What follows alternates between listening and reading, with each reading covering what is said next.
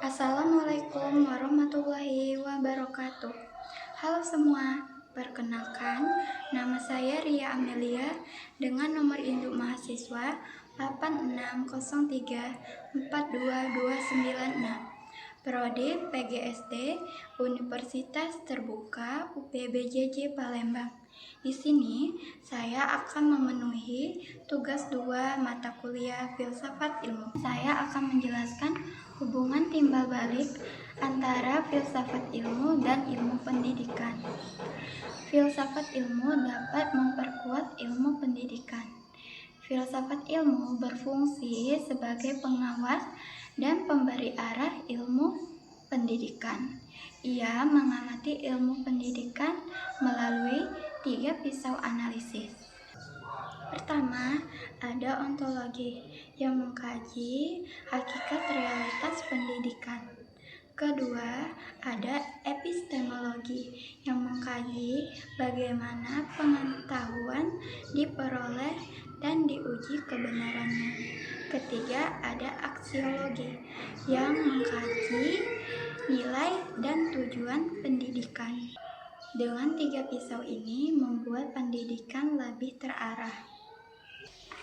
Sebaliknya, ilmu pendidikan dapat memperkuat filsafat ilmu. Praktik pendidikan yang bermakna menjadikan laboratorium bagi perkembangan filsafat ilmu. Fungsinya 1. Untuk memberi data refleksi. Ketiga, pembelajaran berbasis proyek di kurikulum Merdeka berhasil menumbuhkan kreativitas siswa. Filsafat ilmu dapat merefleksinya. Apakah konsep pengetahuan perlu diperluas dari hafalan menjadi kemampuan menciptakan? Kedua, menguji teori. Teori konstruktivisme, Piaget dan Vygotsky diuji kebenarannya melalui praktek kelas. Jika berhasil, teori itu menguatkan landasan epistemologi pendidikan. Yang ketiga, memperkaya nilai. Pengalaman pendidikan di sekolah membuat penggerak memunculkan diskusi baru dalam aksiologi. Bagaimana menyeimbangkan nilai lokal dan nilai global. Singkatnya, tanpa praktik pendidikan yang reflektif, filsafat ilmu menjadi spekulasi kosong. Praktik yang baik memberi bahan untuk filsafat berkembang. Karena ketiga cabang ini memungkinkan kita untuk membongkar persoalan pendidikan secara sistematis, bukan hanya mengeluh di permukaan saja. Misalnya ontologi, membedah apa sebenarnya masalahnya. Contoh, rendahnya minat baca. Secara ontologi, kita tanya, apakah siswa dipandang sebagai pembaca pasif atau pembelajar yang aktif. Kemudian, epistemologi, membedah bagaimana kita tahu itu masalah. Apakah data berasal dari tes standar, observasi kelas, atau wawancara siswa. Ini menguji validitas masalah. Kemudian, aksiologi, membedah nilai apa yang dilanggar, apakah masalah minat baca terjadi karena sekolah mengabaikan nilai kegembiraan, belajar dan memaksa target UAS.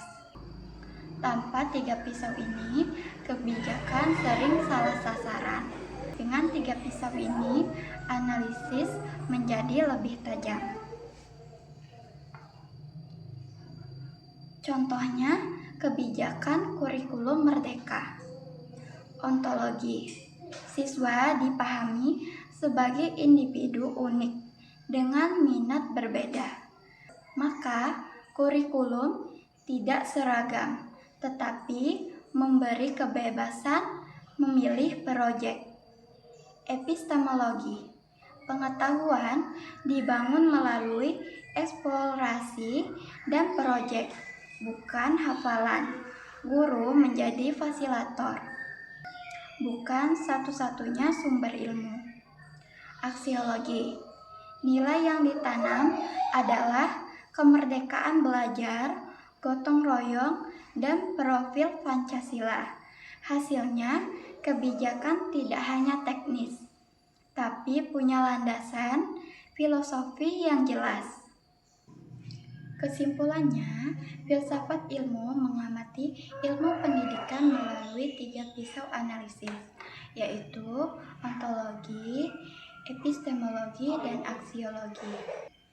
Ia memperkuat eksistensi ilmiah dan nilai pendidikan agar tidak kehilangan arah. Sebaliknya, pendidikan yang bermakna memberi bahan refleksi bagi filsafat ilmu untuk berkembang. Dengan pendekatan ini, kebijakan dan praktik pendidikan menjadi semakin sistematis, reflektif, dan kontekstual. Baiklah, itulah penjelasan saya. Jika ada kesalahan kata, saya mohon maaf. Terima kasih sudah menonton.